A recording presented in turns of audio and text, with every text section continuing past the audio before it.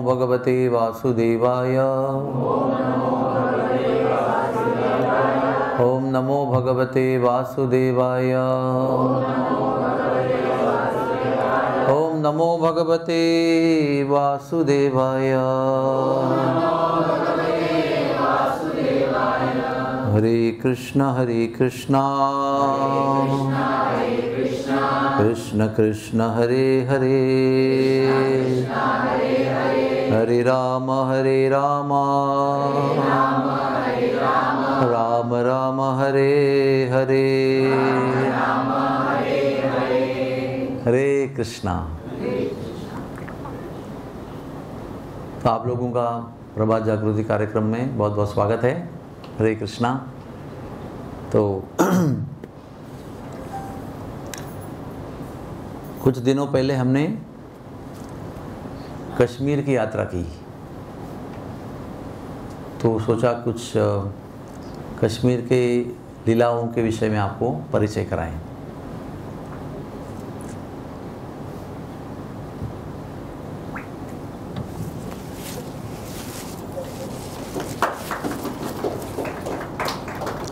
वैसे भारत में ऐसी कोई भूमि नहीं है जो पवित्र नहीं है, जिसमें भगवान की लीला नहीं हुई है।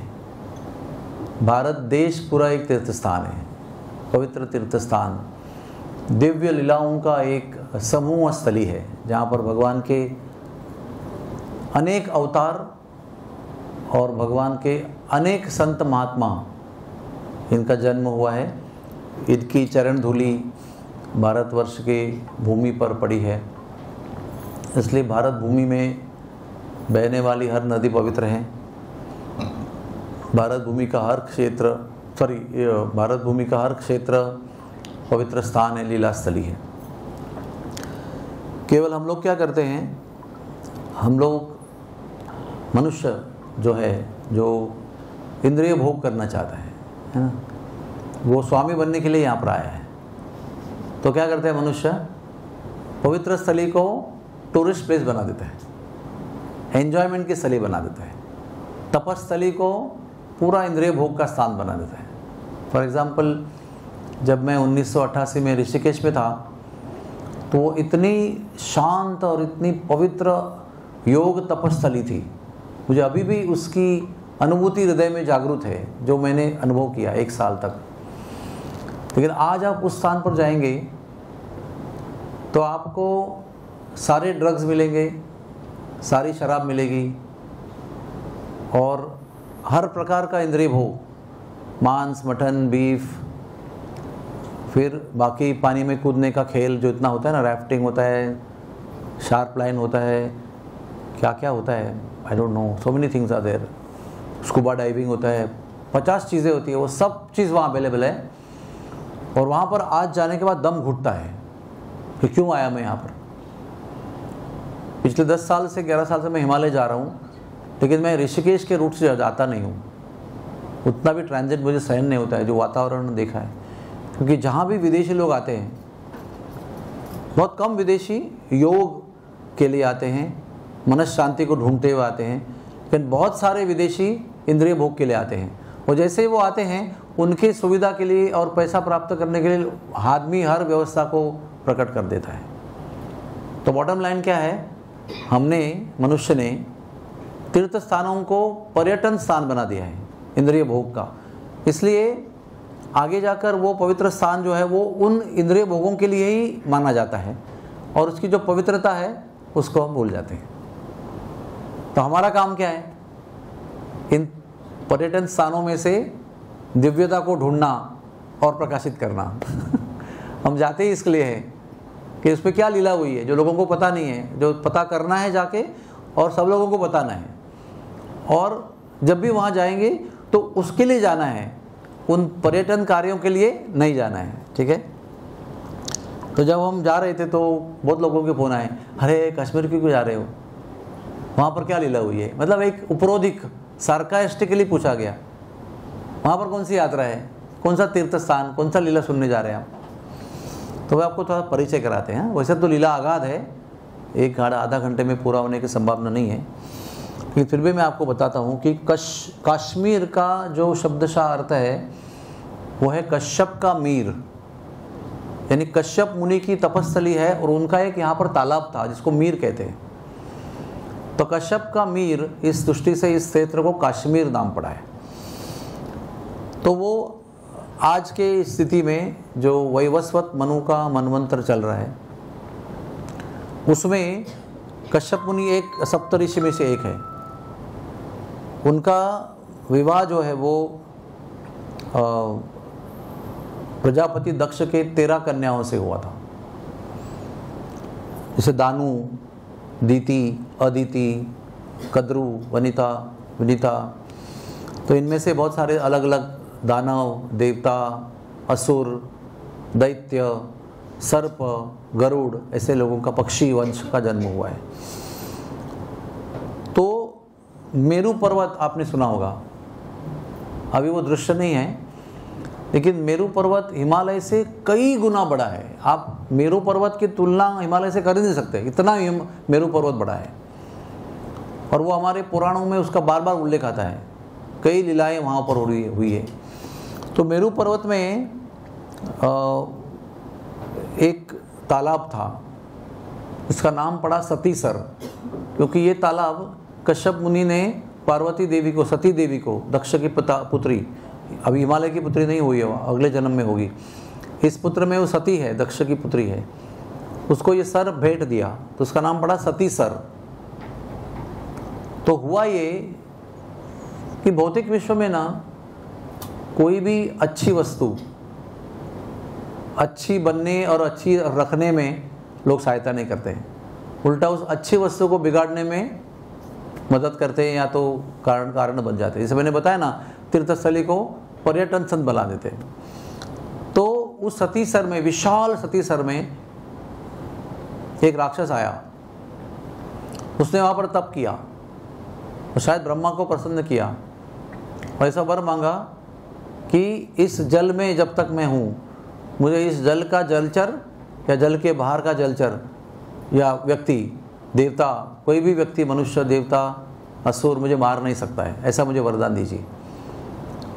तो उसने उस जल में आश्रय लिया, उसका नाम क्या पड़ा? जलोद्भव, जो जल में उसका उद्भव हुआ है। तो नेचुरली जब भी कोई व्यक्ति बहुत भयंकर शक्तिशाली वरदान प्राप्त करता है, अगर वो संत होगा तो उसका उपयोग लोक कल्याण के लिए करेगा, लेकिन अगर राक्षसी प्रवृत्ति का हो तो क्या करेगा? उसका दुरुपयोग करके सबको कष्ट देना आरंभ करेगा। तो उसने वैसे ही किया, देवताओं को, जलचरों को, मनुष्यों को, सबको कष्ट देना शुरू किया। तो फिर वो सब लोग भगवान के पास गए, पहले कश्यप मुनि के पास गए, कश्यप मुनि भगवान के पास गए, उन्होंने तप किया, भगवान को प्रसन्न किया। तो उन्होंने तय किया कि अभी हम लोग ना इस जलाशय को, जो बड़ा विशाल जलाशय है, एक जगह पर है, बॉर्डर से सीमित है, उसको हम लोग तोड़ देंगे एक जगह से और उसको प्रवाहित करेंगे, उसको प्रवाहित करेंगे। तो उन्होंने क्या किया, वहाँ पर एक गड्ढा खोदा, पर्वत में खाई खोदी और उसको प्रवाहित कर दिया। तो प्रवाहित कर दिया तो जलोद्भव का जलाश्रय जो है वो नष्ट हो गया। तो कहते हैं कि वो कश्यपीय सागर बना। उसका मतलब क्या है? कैस्पियन ओशन ऐसा लिखा है इस स्थल पुराण में। तो जैसे ही वो जल जाने लगा तो उसका जो वरदान था वो निष्प्रभ हो गया, इट बिकेम यूजलेस। तो वो भागने लगा। तो भगवान की कृपा से पार्वती देवी, सती देवी ने एक मैना का रूप लिया, ओके। और वो जब भाग रहा था तो मैना ने अपने मुख में, चोंच में एक छोटा सा कंकड़ लिया और उस पर फेंका। जब वो उस पर पहुंचने वाला था तो उस कंकड़ का रूपांतर एक बड़े पर्वत में हो गया और वो पर्वत के नीचे उसको दबाकर मार दिया गया। आपको समझ आया? मैना, अभी सती देवी मैना बनी हुई है, उसके चोंच में उसने एक पत्थर लिया है, उसने भागते हुए राक्षस के ऊपर फेंका उसको, तो वो गिरने के पहले एक बड़ा पर्वत हो गया और उसके नीचे वो दबकर मर गया। तो जो पर्वत है वहाँ पर हरि पर्वत नाम से प्रसिद्ध है। वो मैना के मुख से गिरी हुई कंकड़ है जो वहाँ पर हरि पर्वत शिला के रूप में, पूरा पर्वत जो है वो कंकड़ है एक्चुअली। तो वो देवी का नाम वहाँ पर पड़ा है शारिका देवी या शाहरिका देवी, और वो पूरे कश्मीर की अधिष्ठात्री देवता है। उसको 16 भुजाएं हैं, लेकिन वो मैना के रूप में वहाँ पर आई थी। तो एक वहाँ पे कथा ये है। उसके बाद की कथा ये है कि श्रीनगर में शंकर पार्वती, ये नाम जो है बाद में पड़ा है, लेकिन उस क्षेत्र में ये जो सतीसर है, ये जो विभाग है, इसमें पार्वती शंकर नित्य रूप में आते थे विहार करने के लिए, और भेंट तो उन्होंने दिया था, तो उनका ही सरोवर था। तो वहाँ से श्रीनगर ये क्षेत्र में आने के लिए जो रास्ता था उसका नाम था गौरी मार्ग। यहाँ से गौरी जी कश्मीर में आती थी, तो वो आज बना है गुलमर्ग, जहाँ पर लोग जाते हैं गोंडोला में बैठने के लिए। तो नीलमत पुराण नाम का एक पुराण है, उसमें एक राज तरंगिणी नाम का ग्रंथ है। वो कहते हैं कि वो कश्मीर के विषय में एक स्टैंडर्ड ग्रंथ है। उसमें से कश्मीर की सारी लीलाओं का वर्णन है। इसको मैं भी ढूंढ रहा हूँ, कलकत्ता में एक लाइब्रेरी है, वहाँ पर मिलने की संभावना है, राज तरंगिणी। और सारे विश्व में इस राज तरंगिणी को कश्मीर के विषय में सर्वश्रेष्ठ संदर्भ मानते हैं, रेफरेंस, द ग्रेटेस्ट रेफरेंस। और कश्मीर की दूसरी महिमा है कि कश्मीर ये देवी शारदा का क्षेत्र है, इसलिए कश्मीर का दूसरा नाम है शारदा पीठ। इसीलिए ये एक ज़माने में विद्या का सर्वश्रेष्ठ पीठ रहा करता था। मैं वहाँ पर जब भी सफ़र कर रहा था तो वहाँ पर 99% लोग जो है वो यवन कुल के हैं, और आपको ढूंढना पड़ेगा एक आध हिंदू या वैष्णव को पकड़ने के लिए। लेकिन वो व्यक्ति जो हमको ड्राइविंग कर रहा था वो भी ये बताता था कि आज से केवल 5000 साल पहले यहाँ पर केवल सनातनियों का राज्य था। पूरा क्षेत्र सनातनियों का था, लेकिन जब यवनों ने आक्रमण किया तो उन्होंने या तो उनको काटा या मार दिया, या तो कन्वर्ट कर दिया, या तो भगा दिया। और एज अर्ली एज नाउ, यानी 1979 में वहाँ पर सारे कश्मीर पंडितों को भगा दिया गया। और उनकी कहानियाँ बहुत हृदयदावक है, आप सुन नहीं सकते हैं, देख नहीं सकते हैं कि लोगों के 4-4 मंजिल के घर जो हैं वो छोड़कर इन पंडितों को भागना पड़ा। सारी पहने हुए कपड़े लेकर भाग गए, ना जेब में पैसा है, ना कुछ प्रॉपर्टी है, ना कुछ पेपर है, कुछ नहीं, सब कुछ खो बैठे वो। ये प्रकार का अनुभव जो है ना वो हम लोग विचार भी नहीं कर सकते हैं। हमारा एक मोबाइल गुम हो गया तो हम दिन रात सो नहीं सकते। तो देवी शारदा को कश्मीर पूर्ववासिनी कहा गया है। एक शास्त्र में, कश्मीर के शास्त्र में इस क्षेत्र को पहले एक शारदा ही कहा गया था, जिसमें शारदा के मतलब सरस्वती देवी के प्रभाव से ये विद्या का पीठ बन गया था। यहाँ से विश्व के विद्या का प्रसारण होता था। अब विद्या का मतलब एक ही होता है, भौतिक विद्या को विद्या नहीं कहते। सही विद्या वो है जो आत्मकल्याण के लिए होती है। तो उस विद्या का, आध्यात्मिक विद्या का प्रचार इस कश्मीर क्षेत्र से हुआ करता था। इसलिए एक समय पर कश्मीर को शारदा देश कहा जाता था। आदि शंकराचार्य ये कश्मीर में आए और उन्होंने 9वीं सदी में, तभी कश्मीर जो है वो शैविज़्म का एक प्रधान क्षेत्र था। शंकराचार्य ने यहाँ बैठकर, एक सुंदर पर्वत है वहाँ पर, गोपाद्री कहते हैं उसको, या गोपालाद्री कहते हैं, वो एक तपस्थली है। वहाँ पर बहुत संतों ने तप किया है और बहुत सारा अनुभूतियाँ प्राप्त की है। वहाँ पर शंकराचार्य जी ने बैठकर सौंदर्य लहरी नाम का प्रसिद्ध ग्रंथ लिखा, जिसमें शिव जी का और शक्ति का संगम जो है उसके विषय में, इस तत्व को उन्होंने उसमें बताया। इसलिए वो एक कश्मीरी शैविज्म नाम का एक वहाँ पर एक मार्ग है। वो जो मार्ग वो कश्मीरी शैविज्म का प्रकट हुआ, वो इस ग्रंथ के माध्यम से हुआ, और उस क्षेत्र को फिर श्रीनगर नाम दिया गया। और जहाँ पर शंकराचार्य ने बैठकर ये लिखा और तप किया, वो आज भी शंकराचार्य पर्वत के नाम से प्रसिद्ध है, जिसका हमने दर्शन किया। बहुत सुंदर ऊंचाई पर है वो। जैसे मुझे कुछ बरसाने की याद आई, कुछ 243 वहाँ पर सीढ़ियाँ हैं, उसको चढ़कर जाना पड़ता है, और उसके टॉप पर शंकराचार्य जी का तपस्थली है और शिव जी का भी मंदिर है। तो शंकराचार्य जी फिर उसके आगे भी गए। देखो वहाँ पर उस समय भारत पाकिस्तान का डिवीज़न नहीं हुआ था, भारतवर्ष बहुत विशाल था, बृहद भारत देश कह सकते हो उसको। तो वहाँ पर एक नदी है जिसका नाम है कृष्ण गंगा, जो आज पाकिस्तान ऑक्यूपाइड कश्मीर में है। वो बहुत ही अति सुंदर और पवित्र स्थान है। वहाँ पर ये गए और उन्होंने उनके सौंदर्य को देखकर इतने क्या कहते हैं उसको, प्रभावित हो गए कि उन्होंने, ये शारदा का मंदिर था, वो अभी भी है, शायद तोड़ दिया होगा, मुझे पता नहीं है, हम लोग तो वहाँ पर गए नहीं। तो कृष्णगंगा नदी के किनारे में आज के पाकिस्तान ऑक्यूपाइड कश्मीर में शारदा देवी का मंदिर था, प्रमुख मंदिर।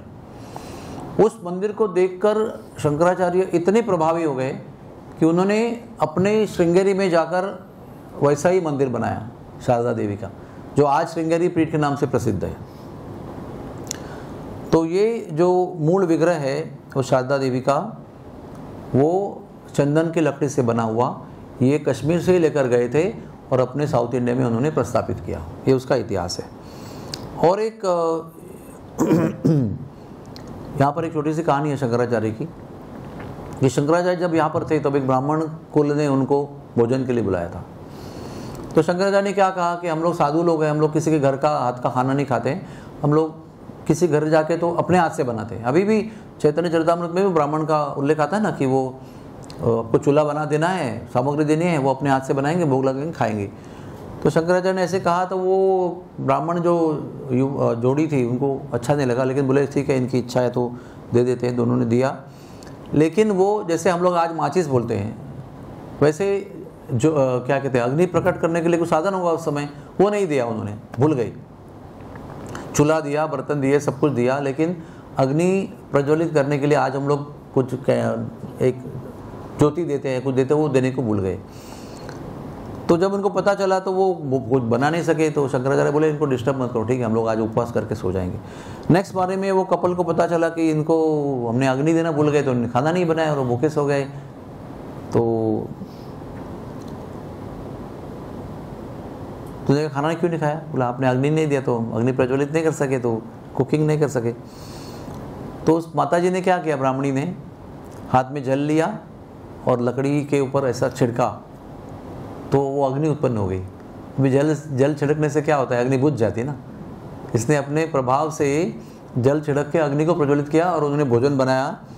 तब शंकराचार्य को एक बहुत अद्भुत अनुभूति हुई, साक्षात्कार, कि कश्मीर क्षेत्र इतना दिव्य है कि यहाँ के सामान्य जन भी बहुत महान हैं, जो लगते हैं बहुत सामान्य लेकिन बहुत महान लोग हैं, वो बहुत शक्तिशाली है।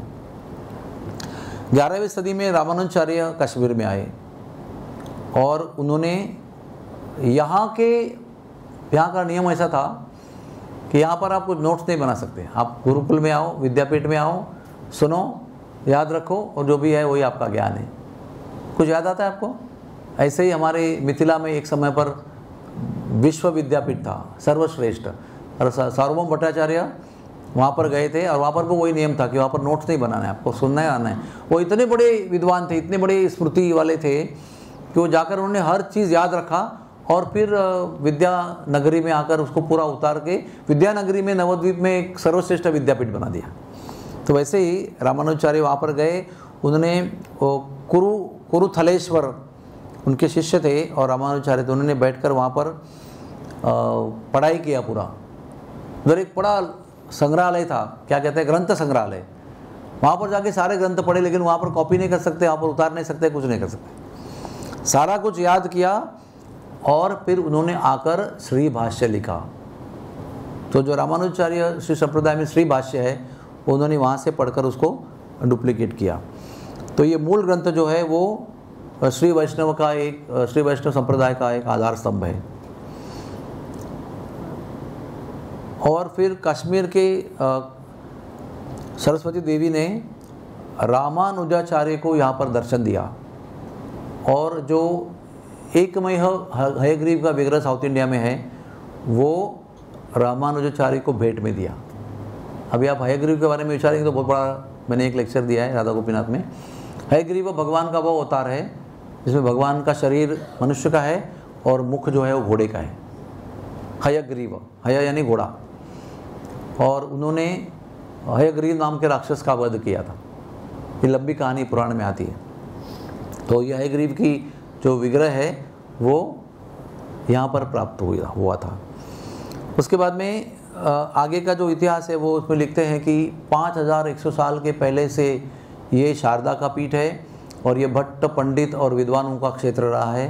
बहुत गौरवशाली भारत के लिए क्षेत्र रहा है और भगवान ने इस क्षेत्र पर इतना ऐश्वर्य न्यौछावर किया है। आज भी आप जाएंगे ना तो इतना विवादित क्षेत्र है, इतना तंटे वाला क्षेत्र है, इतना द्वंद्व युद्ध और झगड़ा इसका क्षेत्र बन गया है वो, लेकिन वो प्रकृति के सौंदर्य से बहुत सुशोभित है। इसमें जल इतना शुद्ध है कि उसका जो वो है ना क्या डेंसिलोमीटर होता है ना उसका जो मेजर करने का, तो वृंदावन का अगर पानी का करेंगे तो 48 नंबर आएगा उसका, ऑस्मोलैलिटी कहते हैं उसको, उसका हैवीनेस, और वहाँ का 14 है, 14 ओनली। और कहीं भी किधर भी पहाड़ के कोने में अगर पानी बहता होगा उसको आप लेंगे तो बेस्ट ऑफ बेस्ट वाटर होगा। हमने पूरे 12 दिन केवल वो झरने का पानी भर भर के वही पिया, लोकल वाटर कोई नहीं पिया। इतना सुंदर उसका स्वाद, इतना आप पीते ही आपको पता चलेगा कि ये अमृत है पूरा। तो इस प्रकार का सौंदर्य भगवान ने, प्राकृतिक सौंदर्य, नैसर्गिक संपदा होती है ना, जैसे कि फल फूल पौधे होते हैं, खाने पीने के लिए व्यवस्था होती है, भरपूर मात्रा में आज भी है। जल प्रचुर मात्रा में है। वहाँ पर 3 नदियाँ हैं, एक झेलम नदी है, एक सिंधु नदी जो सप्त नदी में महत्वपूर्ण है, वो सिंधु नदी वहाँ पर बहती है, तो वहाँ से सीधा पाकिस्तान चली जाती है। और वहाँ पर एक लिड्डर नदी है जो पहलगाम में है। सोनामार्ग की जगह पर सिंधु नदी का उगम है। और पहलगाम में एक क्षेत्र है, उसका नाम है वेरीनाग। और वेरीनाग में पहाड़ पर एक सुंदर अति सुंदर तालाब है। और वो तालाब की जगह पर शिवजी ने पार्वती के लिए त्रिशूल मारकर वो तालाब उत्पन्न किया था। और वो तालाब के जल त्रिशूल के प्रहार से जो जल निर्माण हुआ है वो इतना अति प्रचंड शुद्ध है कि आप उसका वर्णन नहीं कर सकते। और वो तालाब भी इतना सुंदर है। वो तालाब की महिमा ऐसी है कि उसमें निरंतर धबधबे की तरह, झरने की तरह जोरदार पानी बहता रहता है, लेकिन तालाब कभी ओवरफ्लो नहीं होता है या कभी कम नहीं होता है। चाहे बारिश हो ना हो, अकाल हो सुकाल हो, कुछ भी हो, तालाब की लेवल एक ही रहती है और उसमें लगातार प्रचंड मात्रा में पानी बहता रहता है। और वो पानी आगे जाकर झेलम नदी बनती है। ये पहलगाम की महिमा है। उसके आगे जब भी इस्लाम ने उसको आक्रमण किया तो उस समय पर लोहाना जाति के वंश के लोगों ने इसको युद्ध किया। ये लोहाना वंश जो है, इसका इतिहास है कि ये राम जी के पुत्र जो थे ना, लव उनके ये वंशज है, इसलिए लवाणा यानी लोहाना ऐसा बना। वो फेमस है बहुत, लोहाना जाति आज भी बहुत फेमस है हमारे मारवाड़ में और इस क्षेत्र में। तो ये लोहाना लोग जहाँ रहते थे उसको लवपुरी कहते थे, जो लव राजा का राज्य था। तो ये लवपुरी आज लाहौर के रूप में प्रसिद्ध है। तो आप समझ सकते हैं ये सारे जो क्षेत्र है ना, ये हमारे तीर्थ स्थल हैं, लेकिन उसको नाम भी चेंज के हो गया, उसका अपभ्रंश हो गए, उसकी महिमा भी चेंज हो गई, लोग भूल भी गए, उसको एक्सप्लॉइट किया गया। तो इस प्रकार से ये कश्मीर का संक्षिप्त इतिहास है। और निसर्ग का सौंदर्य यहाँ पर अपरिमित है। और हवा में भी बहुत ही पवित्रता है, यानी आप जाते ही आपको पता चलेगा कि हवा कितनी शुद्ध है। तो कई लोग वहाँ केवल जाते हैं अपने हेल्थ को इम्प्रूव करने के लिए, इतना वहाँ पर आरोग्य संपदा है, हवा, पानी, हरियाली। और मैंने देखा कि बहुत सारे लोग वहाँ पर बंगले में रहते हैं। तो मैंने पूछा क्या इनकम का सोर्स क्या है इनका? वो कहते हैं एप्पल, बादाम, अखरोट और केसर और बाकी थोड़े से फल। लेकिन ये 4 चीज़ जो है ना, सफरचंद, केसर, अखरोट और बादाम, इन चीज़ का इतनी प्रचुर मात्रा में वहाँ पर है कि वहाँ पर रास्ते पे अखरोट, एप्पल, बादाम गिरे हुए आपको मिलेंगे। और इस साल पहलगाम के अटैक की वजह से जो भी भय पैदा हो गया भारत में, तो 5% भी यहाँ पर टूरिस्ट नहीं है।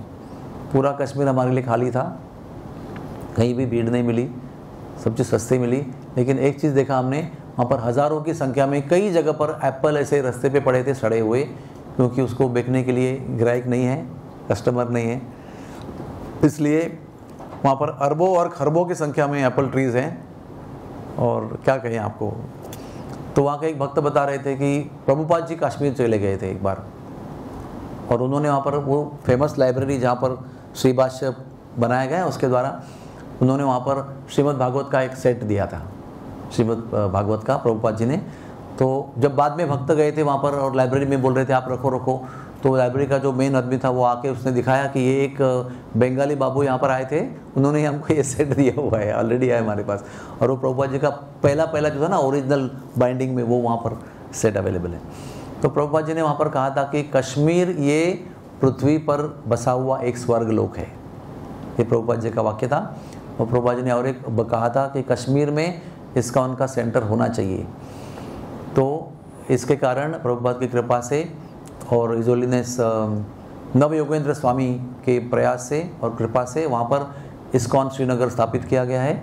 और इस्कॉन श्रीनगर को स्थापित करने में और चलाने में इतने भयंकर कष्ट हुए हैं, इतने भयंकर कष्ट हुए कि आप उसका अंदाज़ नहीं कर सकते। इन लोगों ने एक छोटा सा सेंटर बनाने के लिए वहाँ पर इतना आतंक और इतना अत्याचार सहन किया है। इन लोगों को पकड़कर रोड पे घसीटा गया था, कई बार मारपीट की गई थी, बंदूक दिखा के धमकी दी गई थी, बॉम्ब से उड़ाने की धमकी गई थी। और वो सादे सादे ऐसे यहाँ वहाँ के गुंडे नहीं थे, वो बड़े आतंकवादी थे जिनके पास सब शस्त्र हुआ करते थे। फिर भी ये लोग वहाँ पर टिके रहे जान की बाजी लगाकर, और आज भी वो सेंटर चला रहे हैं। मैंने देखा कि प्रभुपाद के जो फॉलोअर्स हैं ना, वो कितने निश्चय वाले, वो मरने को तैयार हैं लेकिन मंदिर नहीं छोड़ेंगे। हम और आप लोग कुछ भी छोड़ेंगे तो जब छोड़ के भाग जाएंगे, हम लोग बोला बस हो गया भक्ति हमारी अभी। लेकिन विदेशी लोग और ये कश्मीर के लोग, इन्होंने अपने जान की बाजी लगाकर वहाँ पर प्रभुपाद का केंद्र बनाने का प्रयत्न किया है। और आज मोदी जी की कृपा से बड़ी अद्भुत शांति वहाँ पर है, जगह जगह पर पुलिस सिक्योरिटी है। अशांतता मन में है लेकिन बाहर कोई सिक्योरिटी में प्रॉब्लम नहीं है। It's a very safe place और इंक्रीज सिक्योरिटी है। तो हमने क्या सोचा, बम जो भी कुछ आतंकवादी हमला हुआ उसके वजह से जनता तो नहीं आएगी नंबर 1 डर के मारे, और सिक्योरिटी डबल ट्रिपल हो जाएगी, तो हमारे लिए बहुत अच्छा वातावरण है, इसलिए हम लोग यात्रा में गए। दीनबंधु प्रभु ने यही कहा, less people more security, so we are more safe to go, let us go, so we went. तो यहाँ पर मैं कश्मीर का वर्णन समाप्त करता हूँ।